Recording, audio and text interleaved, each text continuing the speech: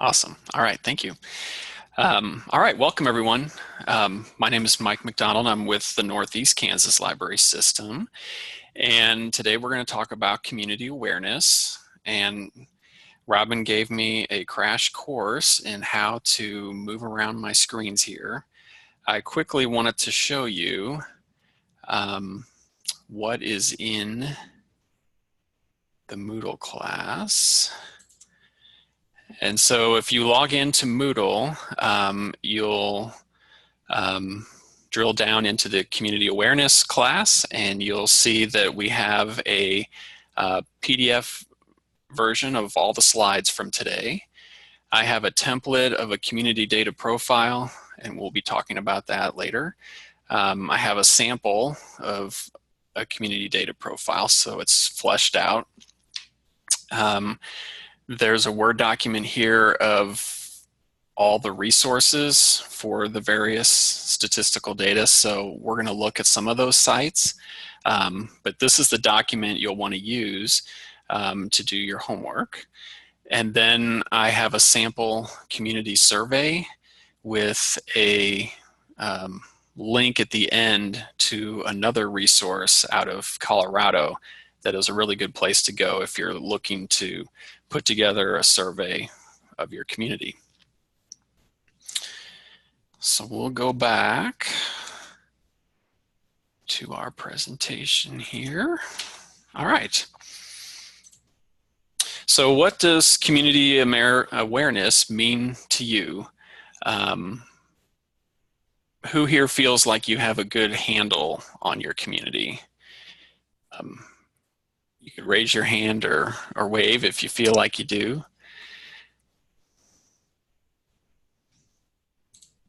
All right. Jump too far. All right. So some questions to think about. How much do you think you know about your community? Has your library ever done a community survey? And have you ever done a data profile? And so we're going to talk about those today. When I think of community awareness, I think about it kind of in four themes. Community survey, community data profile, community engagement by you as director, and then looking out into the community for potential partners.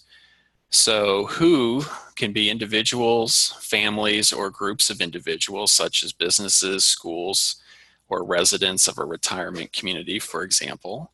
Who could also could consist of other community players like the library who may be able to play a role in advancing the community. And I think that community awareness is important because it not only informs traditional library programming choices, but helps you to understand community players, what their missions are, what their needs are, and it can help you identify who those partners might be. So I would encourage you to be aware of trends as much as your mayor or your city administrator or school leaders are aware of trends in your community.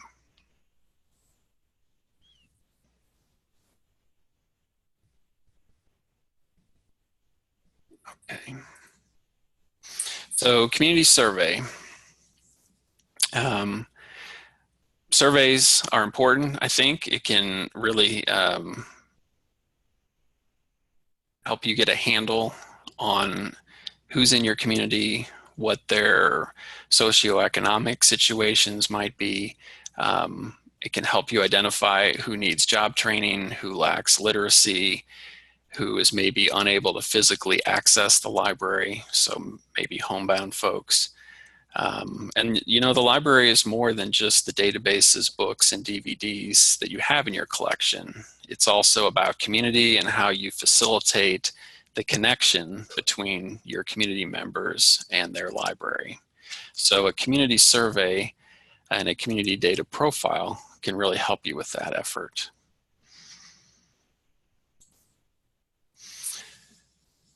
So a community survey,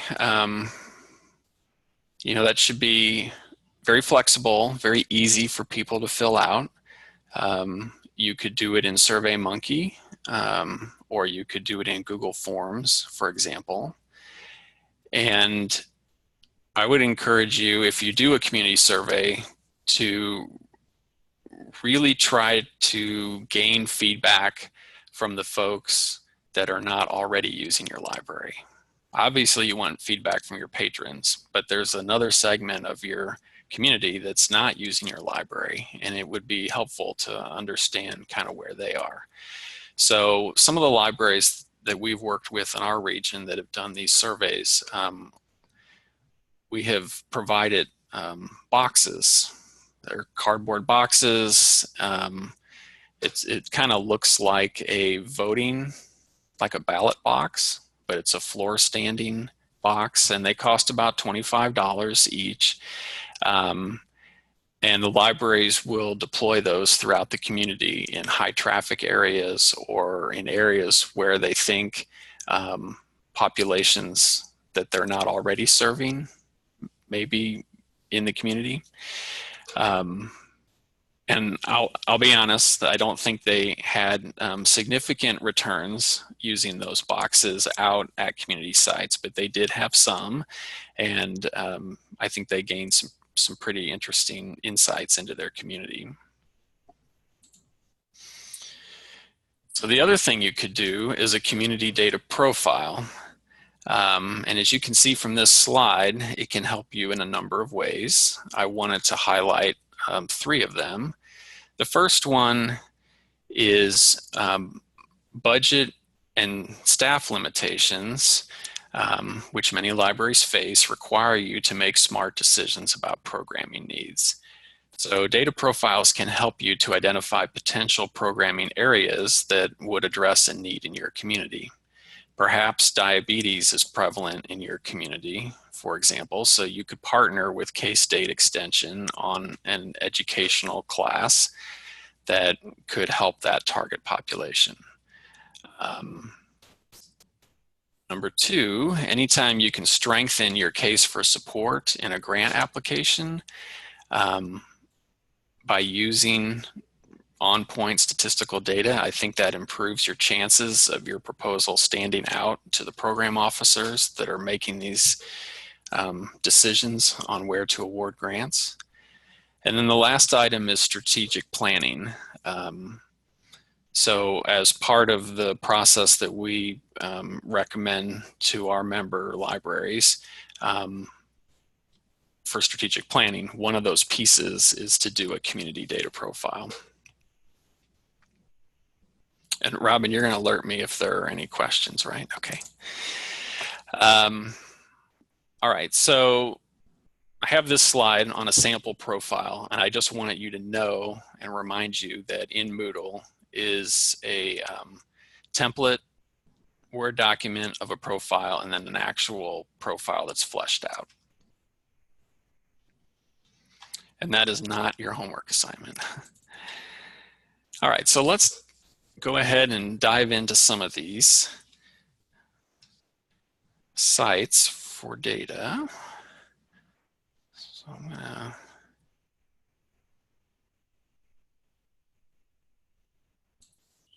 over here. All right, so I'm gonna start with the US Census Bureau, because for a lot of these other sites, they're getting a lot of their data from the US Census. And as most of you are probably aware, the next census is coming up in 2020, and they're going to be doing a lot of the collection online, and then they'll go out, I think, door to door after that. But the census is really important because we need this data to help us make decisions in our communities. So this first one to look at is American Fact Finder. And so this is intended to really make the census data accessible to folks like us. So if we go into community facts, and I'm just going to type in Liberal, Kansas. We'll see what comes up there.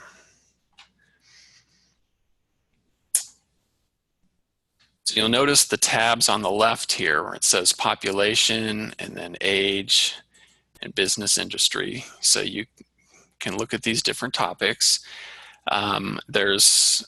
Once we get into these, so let's look at poverty, for example, and see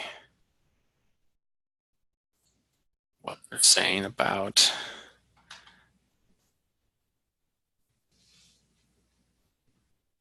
all right.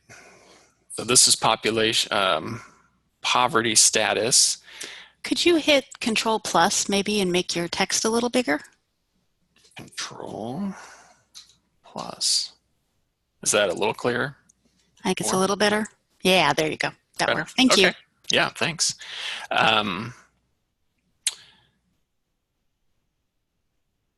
So this is looking at poverty by age segmentation, gender, race, education attainment, employment status, work experience, etc.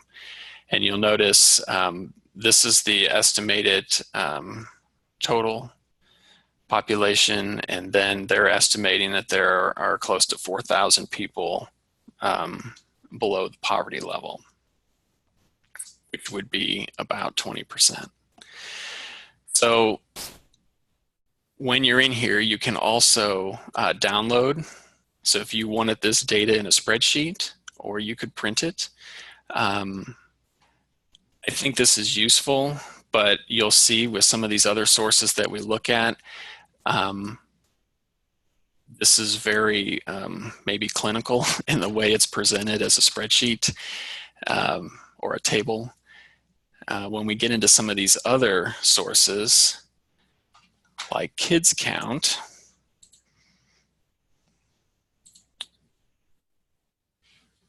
I'm gonna have to keep toggling here.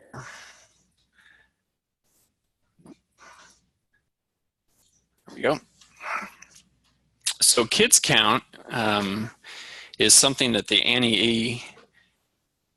Casey Foundation does, and that's nationwide.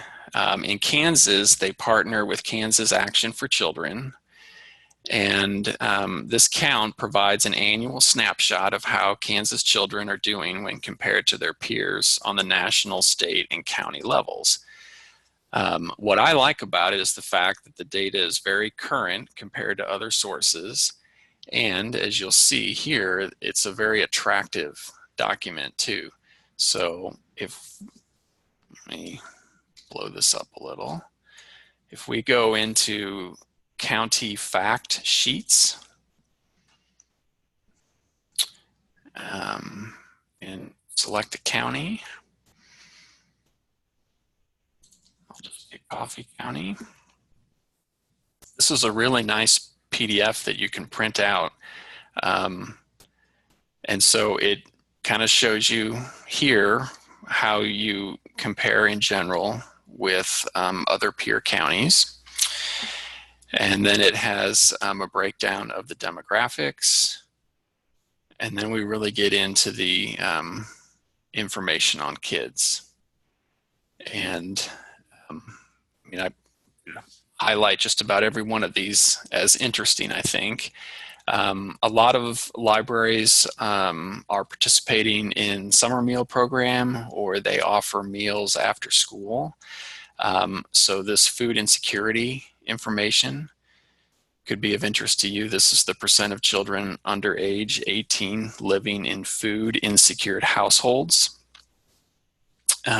So for Coffee County, it's about 21%. Kansas average is 18.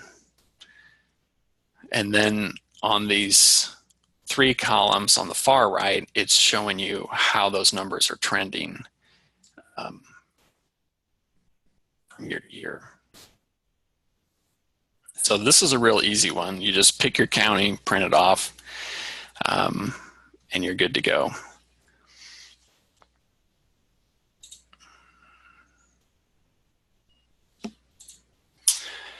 All right, Kansas Health Matters.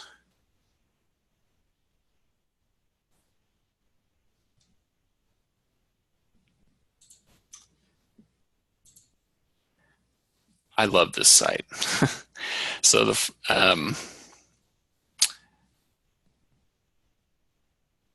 let's see where to start. There's so much here to look at. I think the first thing I'd like to point out,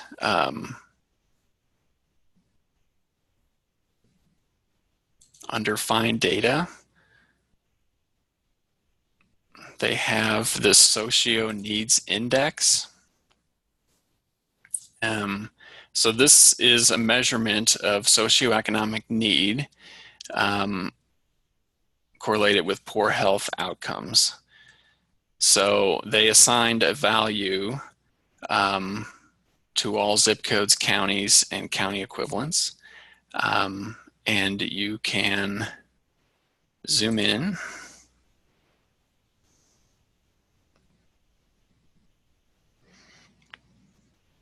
They've got this displayed, particular one displayed by zip code. So I'm going to grab this one here.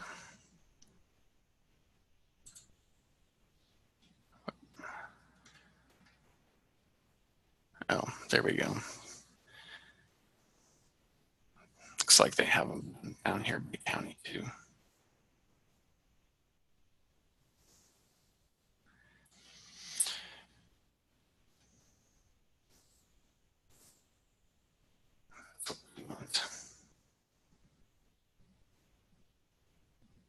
So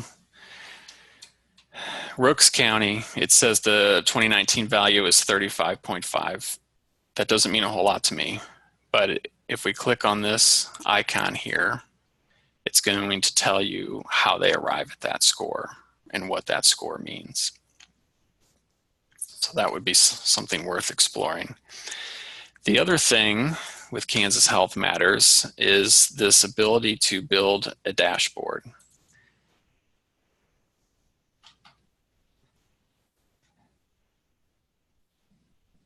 And let's see that.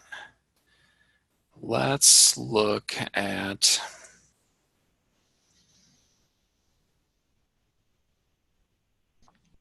let's do a city search. So they have a drop down here. You should be able to find yourself in here.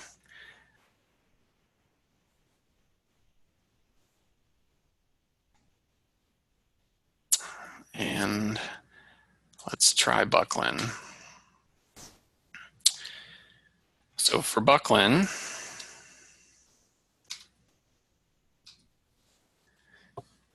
it's giving us this various data, and I'm trying to find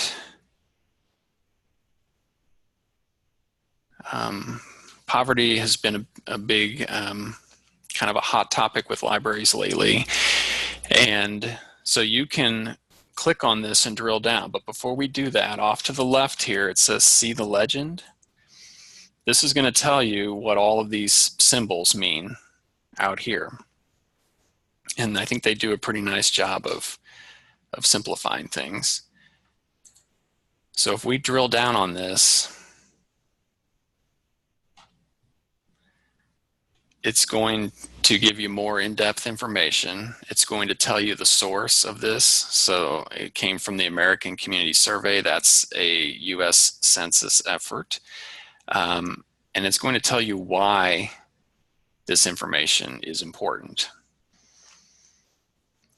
But if you were building a grant proposal and you needed to have poverty statistics for children living in your city, this would be a great resource to visit.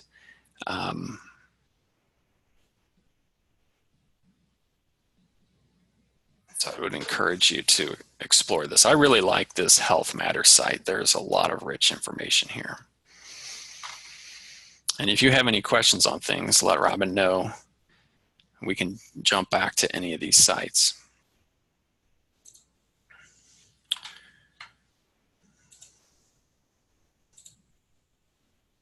All right.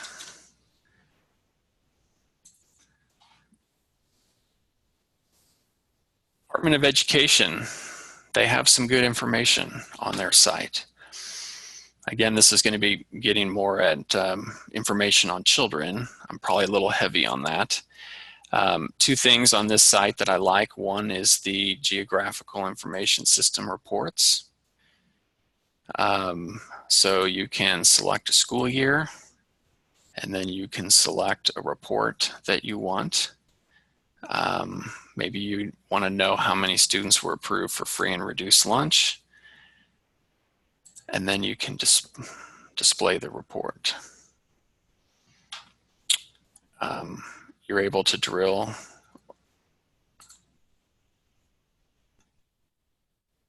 Let's see what happens when we do that.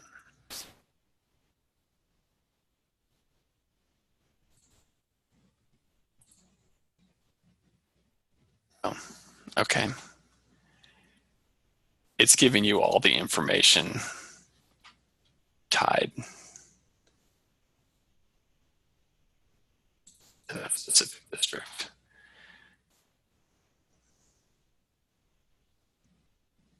Oh, that was kind of cool.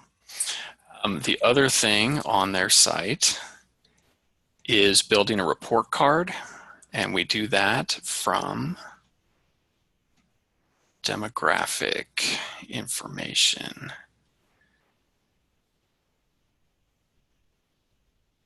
I believe that's right here.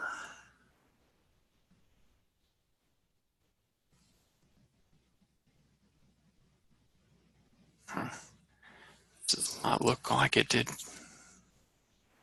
last night to me. I apologize. Where is that at? Ah, right there, building a report card. So you can do a search to find your school, and this will go all the way down to a building. Let's see, USD 497.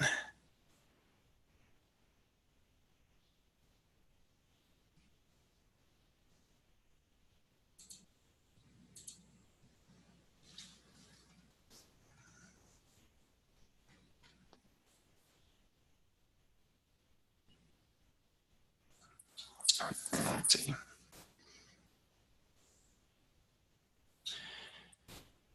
I selected the city of Tonganoxie, well, their school district, and you can open up any of these data sources. So under demographic information, it's going to tell you what the demographic breakdown is for that district. I suppose if you had a really good relationship with your district, you could just call them for their numbers. But this is nice. And then over here on the right-hand side, you can filter. So it's showing us gender right now. When we change this to race, ethnicity, it's going to give us those numbers. Economically disadvantaged, what those percentages are, an explanation of what they're showing us. And then you could do a state comparison. All right. So can you download those pie charts? Do you know? Like these, yeah.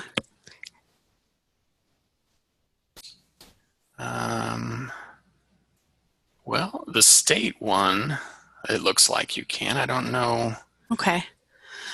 You guys know how to do the snippet? If you type in snip in your Windows thing, it brings up a snipping tool that lets you draw a box and save it as an image. So if you cannot download any of this stuff, that's a great way to grab that to put it into a yearly report or a grant thing or something. But that's not everything is downloadable. And so that's a great way to grab it, even if it isn't. Sorry. Thanks. No, that's a great suggestion. Thank you. Okay.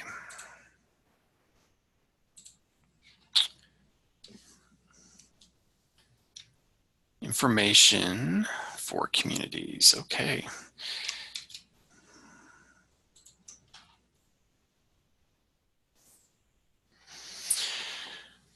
So I haven't done a whole lot of exploration on this site. The one thing that I really have jumped in on is their FAST stats. And then from here, now this is, these tables are provided by the Kansas Department of Health and Environment. I'm sure they're getting a lot of their data from the census. And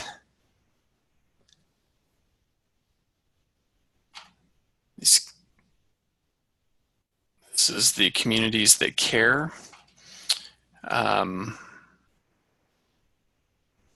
Let's pick Ford County. So this is going to be surveys that they did of students.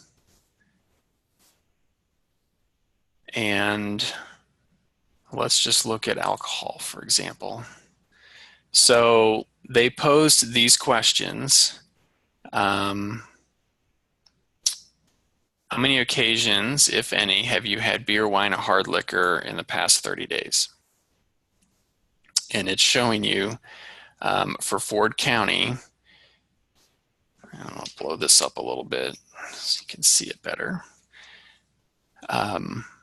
There's been an uptick from 7.86 in 2018 to 13.25.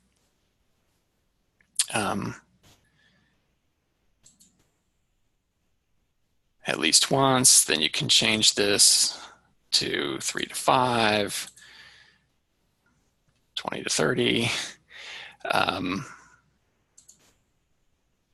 And it's doing all grade levels. If you just want to,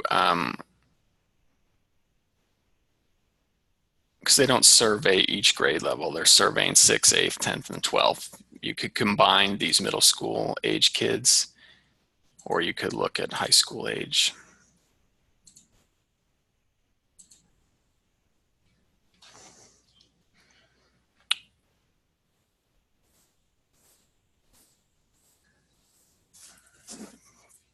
Here.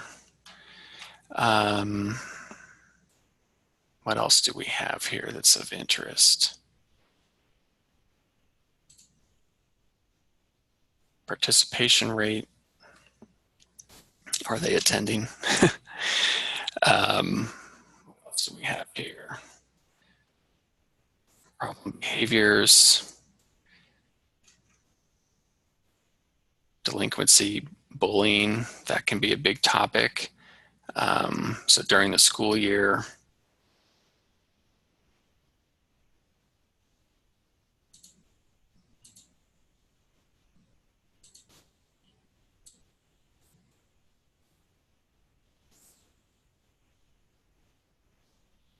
so about a third are reporting that 1 or 2 times a month they've seen someone being bullied.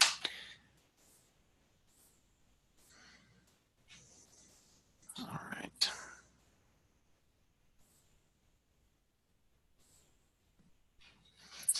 And then this last one that I wanted to look at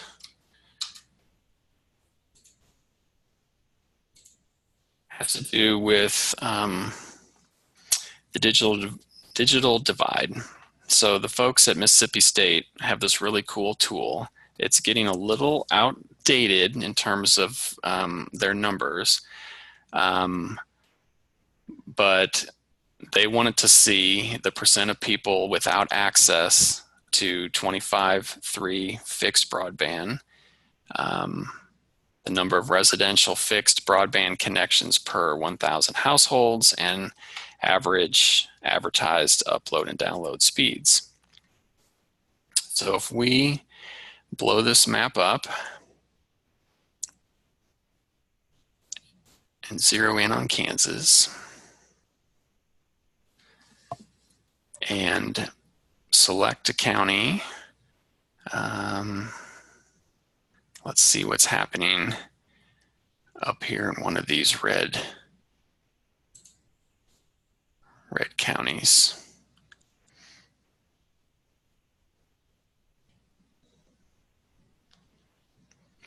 So it gives us population, population with no access to broadband, 83.8.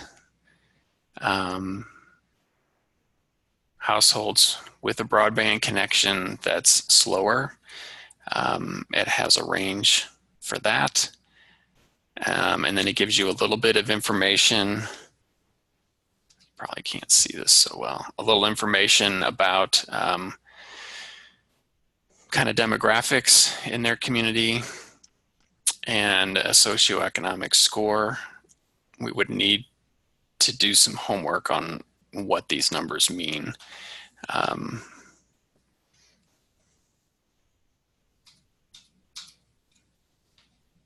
But I think it would be worthwhile to get an idea of where your individual county's at. Up in our region, we have some issues up in the far north area, certainly for access. All right, so I'm going to jump out of those sites. If there's any of those that you want to go back and look deeper at today while we're in here, I think we'll have a little bit of time at the end. Those are just, I think, 6 or 7 sites. The sheet that I have in Moodle probably has over 25 to 30 that you could explore. And as you noticed with the ones we looked at, there's certainly going to be overlap. So what I would recommend is when you have an opportunity to go in and explore some of them, and as you find one that you like, either you like the way that the information is presented, you like how easy it is to search, that you bookmark that as one of your favorites, and that can be a go-to resource for you. So community engagement, there's another layer of it, and it falls on directors. And I think it's important that directors understand what opportunities exist in their community, what challenges there are that need to be overcome in your community, having an idea of what the aspirations are for your community, and that could be individuals or groups of people. And so you can do a community survey on paper or online using Google Forms, for example, and you could put together a community data profile. But to really test the assumptions that you gain from doing the survey and the profile, it comes down to conversation, I think. And I think library directors are really good at that. You know, some of our libraries are small and you may be the only staff person there, so you are meeting everybody that's coming into the library and interacting with them. And I know that it can be very difficult, depending on your staffing and the hours that you work, on whether you can physically get out of the library and interact with people where they are in the community. To the extent that you can, I would encourage you to try that. So I guess some questions I would have for you are, does your community have a Chamber of Commerce? Or maybe there's a county economic development effort or a county Chamber of Commerce. Do you have a Rotary Club or a Kiwanis group or any service organization like those? Could you become a member? Could you be a guest speaker at one of their meetings and talk about the library and the resources that you have and the state library resources that all citizens have at their disposal? They just need an internet connection, right, to access that. And what better place than the library to help introduce them to those resources? If you can, be visible with the city council and city department heads. Maybe city administrator would let you attend like a department head meeting and talk to them. Some of those city departments could become partners for you. You attend council meetings at least occasionally. hopefully they're putting agendas out ahead of time so you could get an idea, and maybe there's one meeting a year other than the meeting maybe where you're expected to come and present your budget, where you could come and talk about what the library is doing.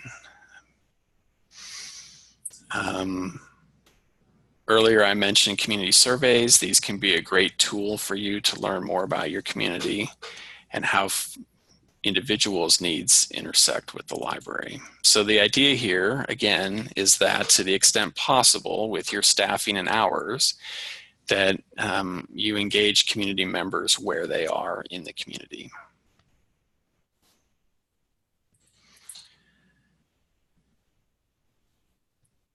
So this, I guess, sort of gets into a little more philosophical discussion. What is the role of the library in the community? The answer is it depends on your community. I guess I'd encourage you to look beyond traditional library services and determine what your community's needs are, and then look to see where the library might intersect with those and how you can make a difference. And also look how addressing those needs would fit in with the library's strategic plan. And strategic planning will be a class you'll get later. Who are the other community players that could address, or maybe they're already addressing some of these needs? So it's much easier, I think, to accomplish things in a community if you find partners. You can't do it alone, and those other entities in your community can't do it alone. So wherever you can find partnerships, I think that's real valuable. So for example, again, some libraries are doing summer meal program. You may not have the staff to do that, but somebody else might be able to provide the labor. The meals are served at your facility. Your role then would be to maybe provide a program in conjunction with the meal. A lot of libraries do that. All right, let's see, from community awareness to active partnerships. So who are the potential partners in your community? There could be groups that are already planning activities. So are they trying to improve the overall outlook of your community? You might look at foundations or banks or healthcare providers.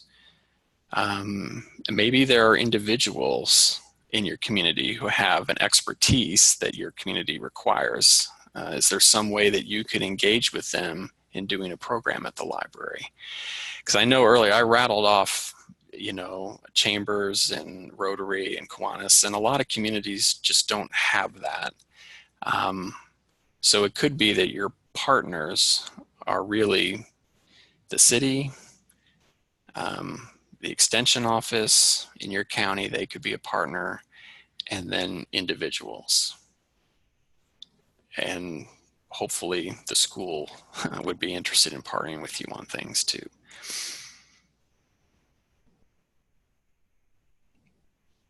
And so again, those are some examples right here.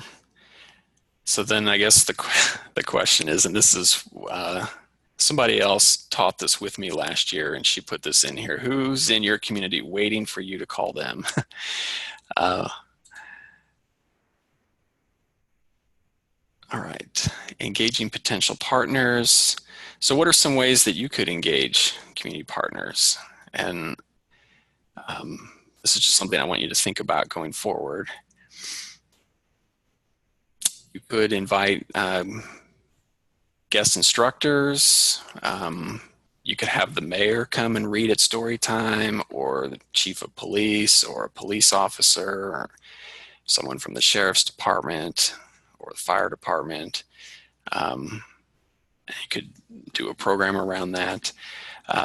Recruit sponsors for supplies, right? Our budgets are tight. Are there any partners in your community that could either provide dollars, or maybe they could actually donate the supplies. You need labor for things. So can you find folks in your community that could help you in that way?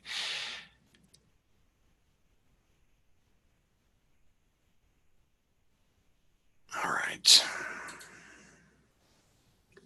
So a look ahead to strategic planning. If you don't have a strategic plan, I would encourage you to pursue one with your board.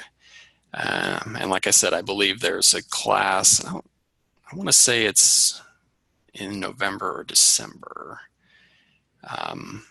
that's going to talk about planning. But these are the pieces that I think can help you prepare for doing your strategic plan. Is getting that community survey done, putting together a community data profile, and again, those templates are in the Moodle class. The library planning class is December 2019 with George Seaman, the director of Northwest Kansas Library System. So this will help lead into that. Yeah, he'll do a good job. And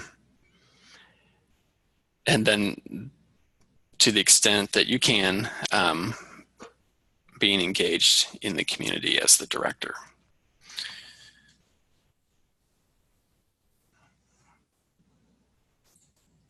All right, so our assignment, last year we asked you to do a community data profile.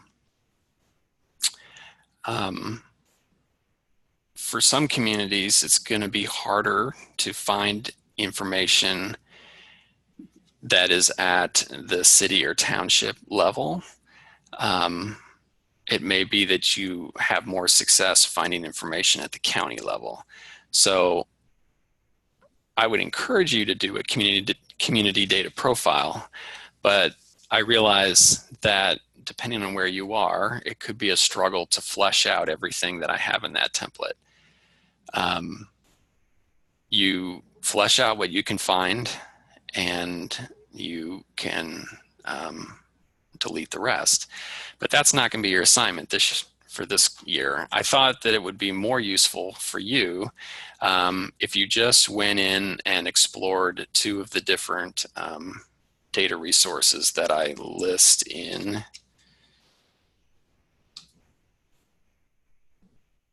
I think I closed that document. Oh, here they are. Move this over here. So this is the Word document, and you'll see that it has a lot of different sources that you can go to. So pick two of those, and I posed a few questions that you might consider. I really just want you to explore them. Tell me what are some of the topics that it covers. What searches did you execute? So maybe you wanted to search in your city for unemployment information. And then you can just tell me what you learned about your community, how you might apply that information going forward. And then based on what you learned, if you can identify some potential community partners, let me know who those might be, and then what you might try to do with them. And it doesn't need to be an essay. 1 or 2 paragraphs for each resource, I think would be great. And then just make sure you include the URL, because I'm going to go through those, and I'm sure that I'm going to learn more about these resources also by kind of following the path that you took. So that is the assignment. And this was kind of Megan's mantra. She was the other person that taught this class last year. Bring the library to the community. Don't wait for the community to come to you. And then I'm good for any questions today. If you have any questions about any of these sites, you're having trouble navigating one, but it's one that you think would be good, certainly contact me and we can work through that together. But that is what I have for you today. And he mentioned the homework that is due this month. You can either type that directly into the Moodle class, kind of like you did with the forums on mine, or you can type it up in Word or whatever and upload it. So both of those are available. You choose whichever one's easiest for you. A lot of people like to type it into Word or whatever and then copy and paste it into into Moodle. Get a little best of both worlds, but either way, those are both ways you can upload your homework this month. I haven't seen anything come through on the chat. If you want to unmute yourself and ask a question, you can do that as well. I know that data can be kind of boring, but I think that it can help illuminate for you areas that maybe you didn't realize something about your community that's worth exploring. Maybe there is an unrealized need, and there could be a role for the library in helping to improve the community. And so the data can be a place for you to identify those opportunities.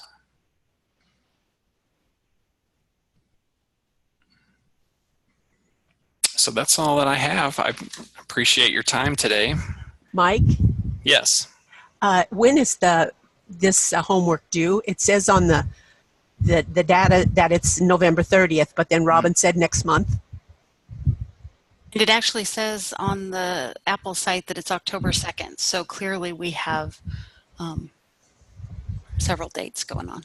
I'm not sure which one. I mean, I'd like to go with November 30th. Okay. I'll change that on the, which October wouldn't be next month anyway, so I got that wrong anyway, but I'll change the November 30th. Thank you so much. Yeah, thank you for that clarification. Great talk, Mike.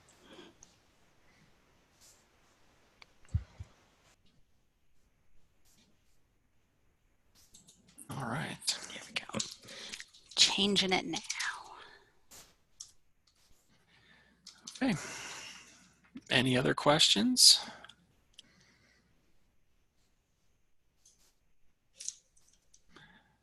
My hope is that you'll find one or two out of that long list that you think is pretty cool, and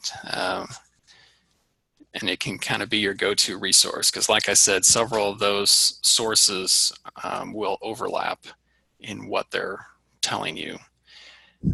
You could find poverty information on probably a dozen of those, easy. And I don't know if you noticed on one of the resources he pointed out, it said that the source was the American Community Survey. That's shown up in the news recently. That is a yearly survey done for 350,000 or so households in the country, so it hits about 10%. And that's done yearly as kind of a supplement to the census, which is done every decade. So that American Community Survey, when you see that, that is still an official government survey. It just only asks 10% of the country to respond, as opposed to the census, which of course wants 100% of the country to respond.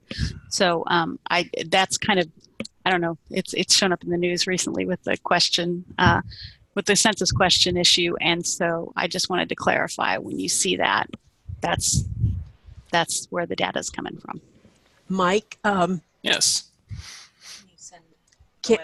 Can we view this webinar again? Is it recorded? Will it be put up on the? It will be.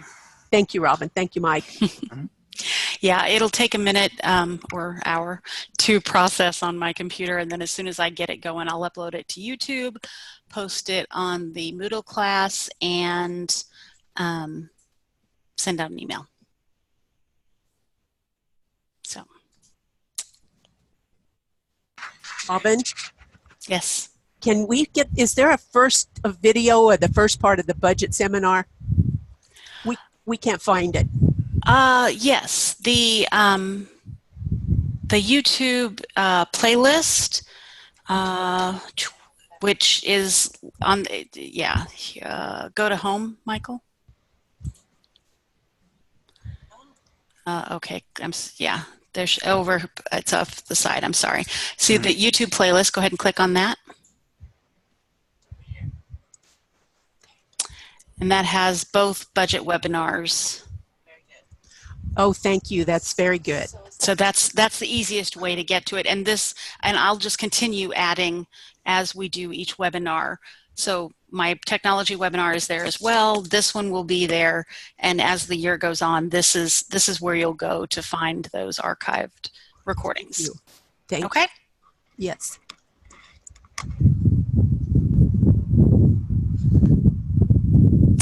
Any other questions about this or anything else Apple related?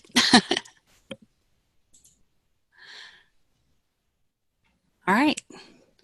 Well, we'll call it. I'm going to go ahead and stop recording. Hey, thank you, everyone.